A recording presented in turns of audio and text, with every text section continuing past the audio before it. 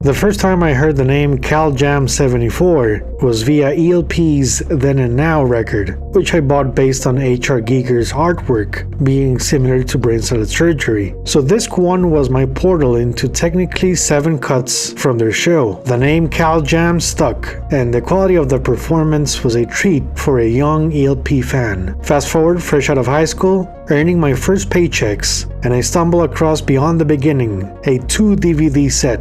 A shut up and take my money purchase. Welcome back, California Jam 1974. This time on video. Almost the same track list, but this one had Keith Emerson's jaw-dropping spinning piano thing and a small bit from Pictures at Exhibition. I thought this was an ELP-only gig, but the rainbow backdrop and crowd felt like a festival type of event. My curiosity grew. Months later, I came across a very good deal for 2 Deep Purple DVD sets, both MK2 and 3 lineups, with MK2 the main reason I got these, of course. When I saw California Jam 74, I realized this had to be some sort of festival, as I spotted that rainbow again. I watched the whole thing, and Mistreated became one of my personal favorite Ritchie Blackmore guitar moments. It was the first time I heard the song, and I didn't know there was a studio version. So watching him play with a rainbow backdrop seemed prophetic to his near-future career plans.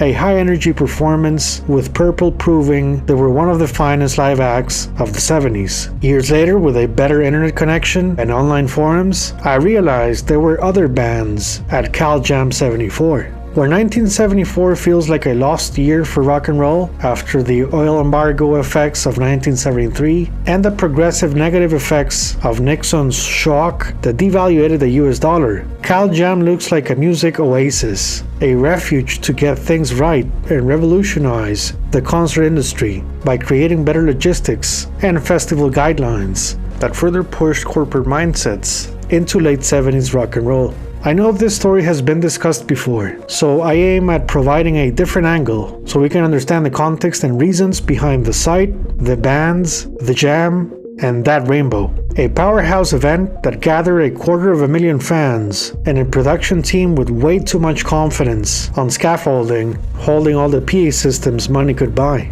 Heat wave exhaustion didn't matter. It was all in the name of entertainment, flying pianos, broken cameras, on-stage fires, and the man that probably inspired David Lee Roth's Vibrations. This is the making of California Jam 1974.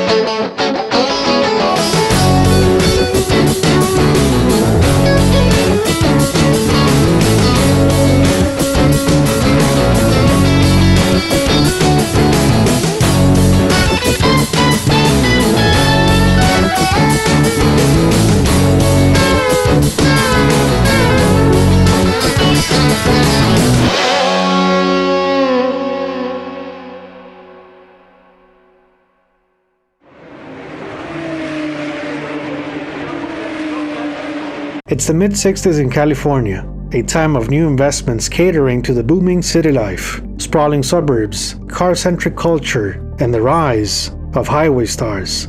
Altamont Raceway Park opened in 1966, followed by the LA Forum in 1967. West Coast kings like the Doors and Jefferson Airplane provided the soundtrack to a rapidly changing landscape. Efforts to bring Indy 500-style events to California had failed, until Formula One businessman David Lockton stepped in. Using his sports management connections, he got things done. In 1966, he visited Los Angeles and saw a massive site across Ontario's International Airport, just off the San Bernardino Freeway. The land, made up of 14 parcels, was owned by over 150 different people, including Hollywood celebrities, TV and film. Lockton, however, had a few aces up his sleeve. He was friends with the owner of the Indianapolis Motor Speedway, sat on the board of the United States Auto Club, and secured a historic $25.5 million IRS tax benefit on a bond offering that drew in investors. The IRS ruling made interest on these bonds tax deductible, making them more attractive. He also found a financial institution willing to sell the bonds, taking on some of the risk. With every angle covered, Lockton raised an additional $5 million in private equity, which helped him secure top talent for the design and construction of the racetrack. Now there's Handy Wrap. Freshness is a snap with Handy Wrap. Handy Wrap. The last thing Fred expected Thursday morning was some guy running a stop sign. The very last thing. Watch out for the other guy. He may be the kind who'll stop at nothing. Construction began on September 25, 1968, just as Led Zeppelin began their first day of recording at Olympic Studios London. The 2-year project included both an oval and infill road course, plus corporate suites, cutting-edge safety fences. It was an auto club built in Southern California, with annual memberships included. Ontario Motor Speedway opened its doors on August 9, 1970, with millions of dollars poured into advertising, plus the use of celebrity attendants and drivers to boost interest as a place to be. California 500 was technically the inaugural race with professional drivers. All the fundraising and construction efforts paid off. There seemed to be an Indianapolis of the West looking to be a sustainable sports proposition. Tickets were selling fast, with the Super Nationals drag race in November, adding momentum to the hype around the Speedway. Next to ladies, I suppose a race car has to be the most exotic thing around. Being alone on that track in that car is kicky, but I want to make it very clear that it's just that. It's kind of just running in a plane. It's not racing. In racing is 30 or 40 other cars on the track with your clanging fenders at speeds up to 200 miles an hour.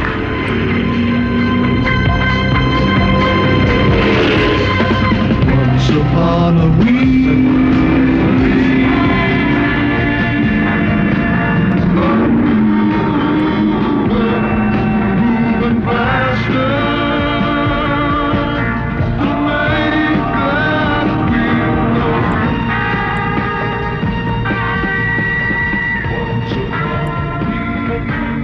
This reminds me of a theater, an empty theater right now, but it has its audience, its cast, drama, comedy, and sometimes it's tragedy too. The spectacle here is a moving play on an asphalt stage with all the props. February 28, 1971 was next, with the NASCAR Miller High Life race, drawing a crowd of 80,000 folks who believed in the power of sunblock and shades. Evel Knievel was brought in for a record jump 19 cars, which was included in the September 1971 film shot on-site at Ontario Motor Speedway. The place had a larger-than-life setting, and organizers could only hope it would thrive well into the mid-70s. Many events followed through 1972, including the second edition of the California 500. However, despite generating good numbers, the business couldn't keep up with its mounting debt. The main issue with the Speedway was that even a small drop in attendance severely impacted its financial stability. The Speedway was sold in early 1973 and new management took over, with hopes of hosting at least 2 California events per year. In the meantime, they were open for business. Cue in Fillmore East and West promoter Bill Graham. By 1971, he'd closed both his Fillmore concert halls and released a newspaper letter stating his reasons, including, quote, "The unreasonable and totally destructive inflation of the live concert scene. 2 years ago I warned that the Woodstock Festival syndrome would be the beginning of the end. I'm so sorry to say that I was right. In 1965, when we began the original Fillmore Auditorium, I associated with and employed musicians. Now, more often than not, it's with officers and stockholders in large corporations. Only they happen to have long hair and play guitars. I acknowledge their success, but condemn what success has done to some of them. I continue to deplore the exploitation of the gigantic hall concerts, many of them with high-priced tickets. The sole incentive of too many has simply become money. The conditions for such performances, besides lacking intimacy, are professionally impossible according to my standards." You'd think Bill Graham stuck to small venues and arenas, but no. The first day on the Green concert was scheduled for Memorial Day weekend, May 27, 1973, at the Ontario Motor Speedway. A 3-act bill had the Grateful Dead, the Allman Brothers, and Waylon Jennings. Graham attempted to revive the spirit of previous rock and roll shows at racing tracks, such as the Atlanta and Texas International Pop Festivals, but it was of course Altamont Speedway, where a December 1969 free concert turned into a nightmare with the tragic murder of Meredith Hunter. The Rolling Stones headline free festival put an end to local Californian authorities from allowing such racetrack events to take place ever again. Now, this doesn't mean all speedways were banned in the US. Because they were usually built far away from residential zones, it was a perfect place for loud concerts and big ticket sales, or at least crossing fingers, gatecrashers would be civilized, or too stoned to try. Notable examples include 1970 and the Atlanta Pop Festival at Middle Georgia Raceway. 1972 had a 2-day concert tent festival at Pennsylvania's Pocono International Raceway, with actual performances by Three Dog Night, The Faces, Emerson & Palmer, Humble Pie, and many more. Both Black Sabbath and Badfinger canceled their performances at this festival. Long Island's Roosevelt Raceway hosted 1972's Festival of Hope, a 2-day celebration with names including Chuck Berry, Tina Turner, and James Brown. Now, festivals in general were losing popularity over the usual headaches they brought along. Think Puerto Rico's Marisol Festival or the Erie Canal Soda Pop Festival. Tight business unit examples such as Led Zeppelin playing for 50,000 fans in Atlanta on May 4th, 1973, plus breaking the Beatles record the next day, was a clear sign the industry was heading for practicality and big headliner business. Now, Bill Graham didn't have many options for hosting a big event in Southern California. The Dodgers wouldn't rent their stadium, same went for Anaheim Stadium, with Disneyland not keen on rock fans trashing the surroundings. Both the LA Coliseum and Rose Bowl had parking and logistics issues, but Wattstax was a historic event despite this. Ontario Motor Speedway was Graham's best bet. Lots of parking space, close to the airport, lots of seats, and nearby highway access. But there was a change of plans. An original Cow Palace San Francisco Grateful Dead show was rescheduled for May 26th at Kezar Stadium as the Dancing on the Outdoor Green event, with Led Zeppelin next on June 2nd. You can watch my retrospective here on the channel.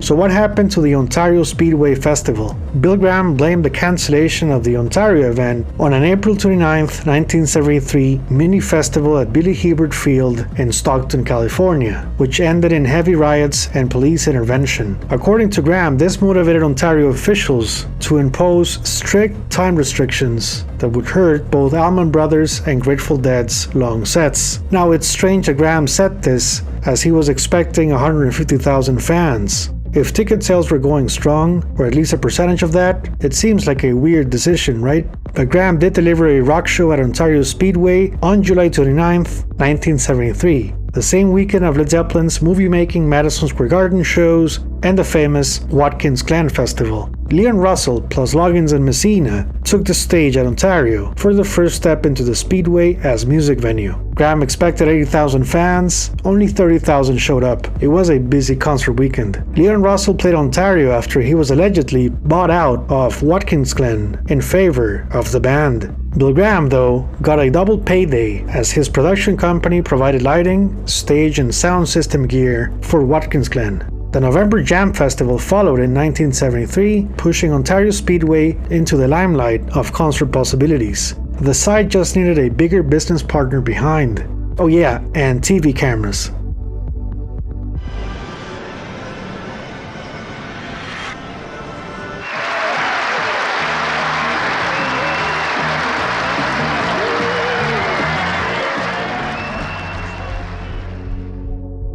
ABC offices in Burbank, some 43 miles west of Ontario's Motor Speedway, the place where California Jam would find its missing link.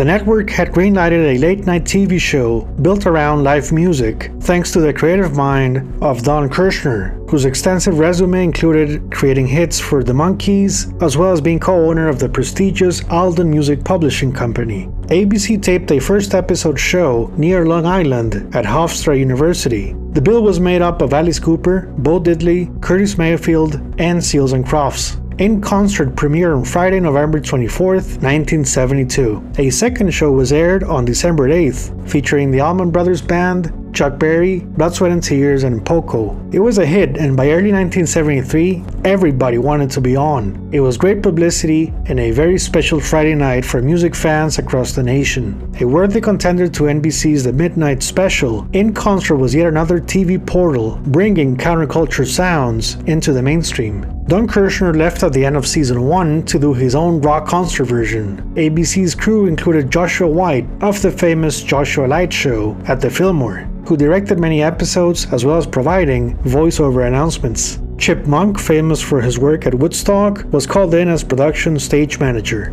Fast forward February 1974. The ratings success of In Concert convinced ABC to take one step further into organizing a music festival, and so ABC Entertainment got their hands busy. California Jam was born. The big question was artist selection. First thing they needed was a couple of headliners to build the event around them. Pink Floyd, the Rolling Stones, and Led Zeppelin were off the road and wouldn't come back to America until 1975. Yes ended the US portion of their Tales from Topographic Oceans tour on March 25th in Dallas. Rick Wakeman quit the band right after, and Yes had to look for a new keyboard virtuoso. So ABC Entertainment was running short on ideas, but there was a British progressive band in America who actually recorded a live album at the Anaheim Convention Center in early February 1974. You can check my episode here on the channel. Emerson, Lake and Palmer was the perfect choice with their quadraphonic sound and 36-ton gear. Their revolutionary back catalog sounds, plus brand new brain salad surgery, took venues by storm. They'd been touring the States since November 1973, with no signs of stopping through southern and midwestern shows scheduled March through early April 1974. ABC managed to strike a deal with the LP and agreed on an April 6th date based on the band's last tour stop in Tulsa, Oklahoma. Driving their gear to California afterwards was no problem. Now ABC needed another big British name if possible, and all eyes were set on Deep Purple. Their 8th studio album Burn was released on February 15th, with title track A Phoenix Rising Moment. The new Mark III lineup was dubbed a Deep Purple comeback after Ian Gillan's July 1973 resignation and Roger Glover getting fired in circumstances that remain unclear to this day. A North American tour was to coincide with Byrne's release, but was pushed back to early March due to Jon Lord's illness. They would tour the States all through April 9th at the San Diego Sports Arena. Cal Jam 1974 was added on their schedule. Now ABC had one extra reason to book them. In Concert Season 1, Episode 13th. ABC was back at Hofstra University for a 4-group bill of headliner Buddy Miles, hit single powerhouse Rare Earth, Irish guitar wizard Rory Gallagher, and Mark II lineup Deep Purple, riding their triple album success of Machine Head, Made in Japan, and Who Do We Think We Are. You can watch my retrospective of their 1973 album here on the channel. So this Hofstra University performance was made available on DVD, and it's one hell of a show. Back then, it left a lasting impression on ABC personnel. To have them back in 1974 for Cal Jam was perfect timing.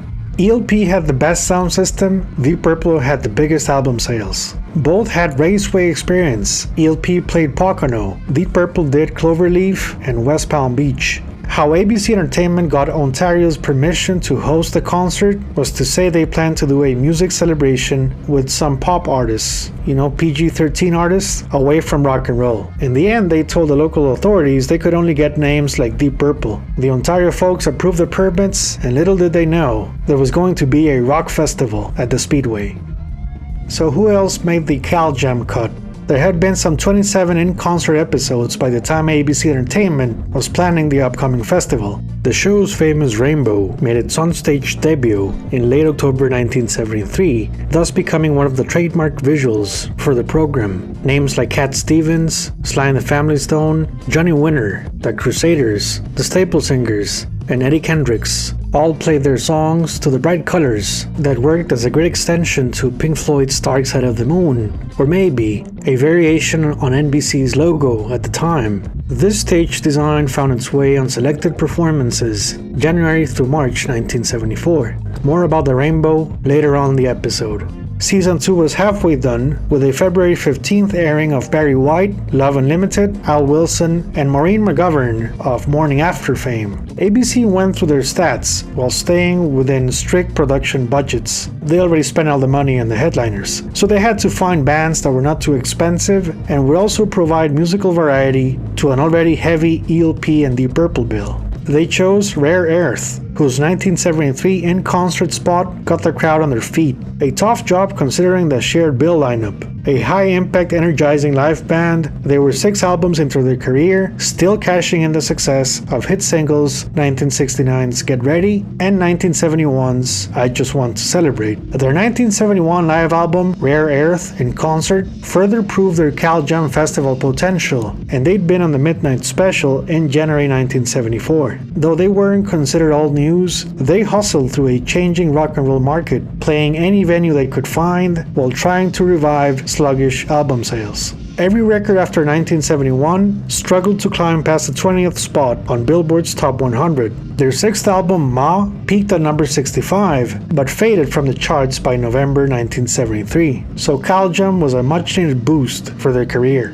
Next on ABC's mind was American duo Seals and Crofts, who had a good track record with the network, featuring 2 in-concert appearances on Season 1, Episode 1, and Season 2, Episode 9. Their 3-album run of Summer Breeze, Diamond Girl, and Unborn Child enjoyed heavy chart success on Billboard's 100 list, with peak positions number 7, number 4, and number 14. Hit single Summer Breeze was still in the charts by March 1974. They also did The Tonight Show and The Midnight Special. Popularity was on their side, and California was a recurring market on their touring schedules. Next on the list, the Eagles were on the rise with their album On the Border, released on March 22nd, 1974. Not only were they climbing their way on the charts, but became a rock and roll quintet through Don Felder's guitar magic, joining the band in January. The group performed on ABC's In Concert, Season 1, Episode 14, next to Mandrill, Ike and Tina Turner, Jim Croce, and Triumvirate. They also appeared on Don Kirshner's Rock Concert on March 14th, 1974. 3 more spots left for Cal Jam 1974.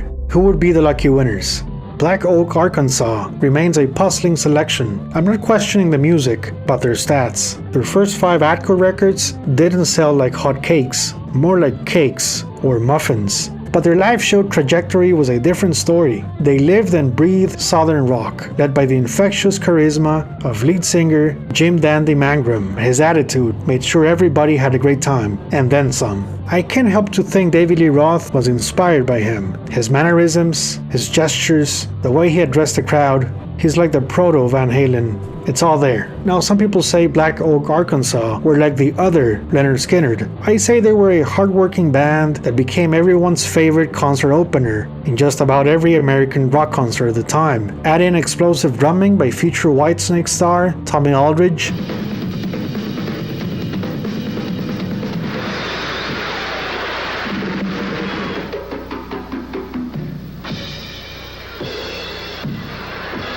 And you got yourself a very entertaining festival band. The Midnight Special featured them on July 20th, 1973.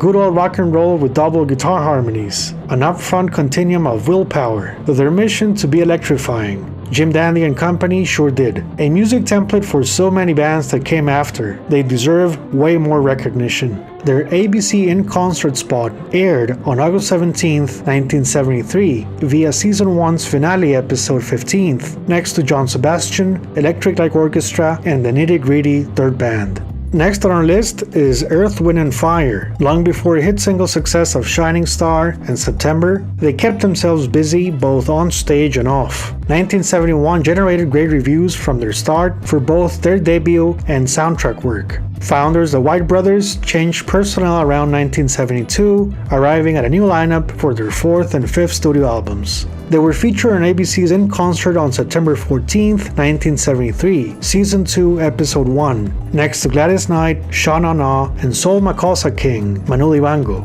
The band was also called in for Don Kirshner's very first episode of Rock Concert, next to the Rolling Stones and the Doobie Brothers, on September 27, 1973. Open Your Eyes was released in March 1974, becoming their highest charting album so far. Their mixture of funk, progressive funk, and storytelling funk put them ahead of many competitors. They kind of predicted disco and neo-soul from the start. Slowly but surely, they ranked up their way in the business with an 86-date concert schedule in 1973, including a strange partnership with Uriah Heep, of all bands.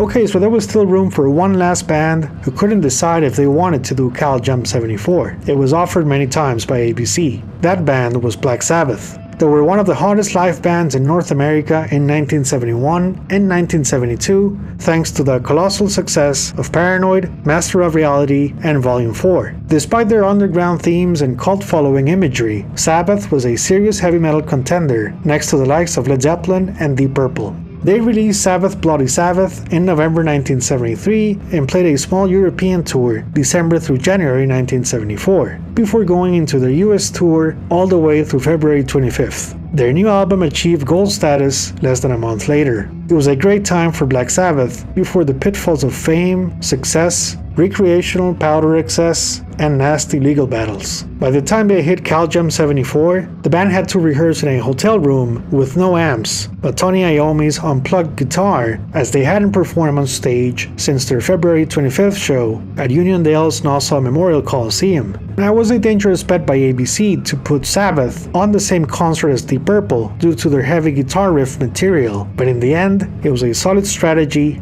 for ticket sales. Now, before we move on, let's discuss bands that were left off the final selection. I'm sure you wonder why these names didn't do Cal Jam 1974. The Grateful Dead were busy recording their 7th studio album From the Mars Hotel, and their setlist duration certainly compromised Cal Jam's running time. The Allman Brothers appeared on Season 1, Episode 2 for both In Concert and Don Kirshner's Rock Concert. Their latest album, Brothers and Sisters, peaked at number 1 on the Billboard 100 chart, next to hit single Ramblin' Man at number 2. Where many bands wouldn't be able to top the success of At Fillmore East, they did and came back from tragedy striking twice with the untimely deaths of guitarist Duane Allman and bassist Barry Oakley, both to motorcycle accidents. By the time Cal Jam was put together, the band was taking a break of sorts. They would return to the American touring circuit in May 1974. Both the Grateful Dead and Allman Brothers were just too big for Cal Jam if put in the same bill. This leaves us with Grand Funk Railroad, writing their most recent We're an American Band success, plus their brand new studio album Shining On, released on March 29, 1974. While they had plenty of stage show antiques for Cal Jam and were featured on ABC's In Concert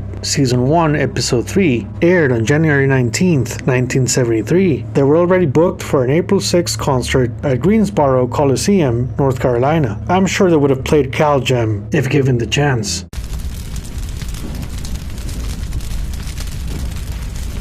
An ABC promotional spot was produced on March 1st. Things were set in motion. The date was fixed on April 6th at the most convenient venue in town that had some Hollywood connection to it, Ontario Motor Speedway. ABC paid a visit to the actual site on March 10th to see the business in full operation mode. The 5th edition of California 500 was the best test drive to see Ontario Motor Speedway's logistics and rock festival requirements. ABC mapped out the need for power supply and facilities for the concert. Every security measure was double-checked as Cal Jam had one big goal besides entertainment. It was to heal the wounds from the Altamont Festival nightmare, and also, unlike Woodstock, prove festivals could turn a profit if planned ahead. ABC's participation signaled into future corporate partnerships, keeping rock and roll's pockets happy and fans safe from violence. The number of contractors and companies involved for Cal Jam was very different from the previous sort of hippie planning. This was a military operation with an estimated ticket sales number, $2 million.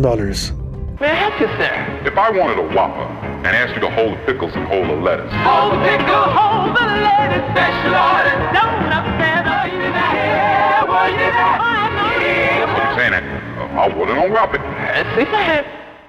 Friday, April 5th, 1974. Van Halen played their first ever Sunset Strip show at Gazzarri's. Also that day, California Jam's evening sound check with both ELP and Deep Purple running their material through an ambitious PA system made up of all the other band's gear. Deep Purple arrived in LA after playing 2 nights in Denver, April 3rd and 4th.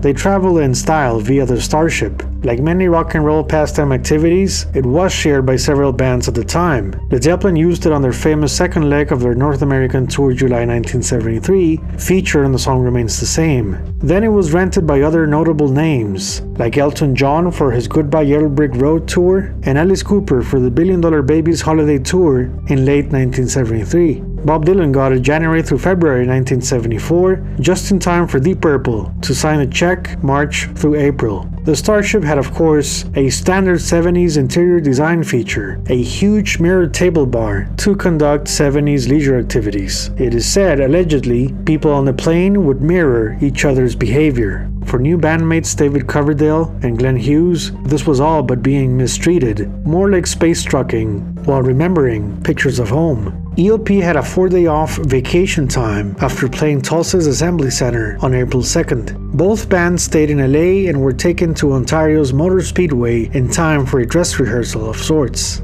Cal Jam's stage backdrop featured an imposing rainbow, which seemed to be an adaptation of In Concert's own logo. This rainbow was used on their March 29, 1974 episode featuring Kiss. The visual contrast worked, and they decided to take it down to the Speedway. Now, the rainbow was a prominent rock and roll element at the time, with the famous LA bar that opened its doors in 1972, London's own Rainbow Theatre, and Jimi Hendrix's 1971 posthumous album, Rainbow Bridge. Cal Jam brought many fascinating innovations to the concert experience, starting off with several interchangeable stages that were transported on a railroad track. This made band setup much more efficient, with little downtime. Emerson, Lake and Palmer, though, had their own stage and mixing board because of their gear dimensions. They were the real headliner of the show. Because the show was produced by ABC, the lighting side of things was revolutionary for a festival. The big lights above the stage were actually used for TV and film. Because they couldn't be dimmed, color filters were added for the evening performances. This explains why band photographs and video footage at Cal Jam looks so damn good. It was really like a concert in a TV set of sorts. The festival's original itinerary had American bands go first, each playing a 45-minute set. Rare Earth at 10 a.m., Earth, Wind & Fire at 11, The Eagles at 12:30, Seals and Crofts got a 60-minute set at 1:45,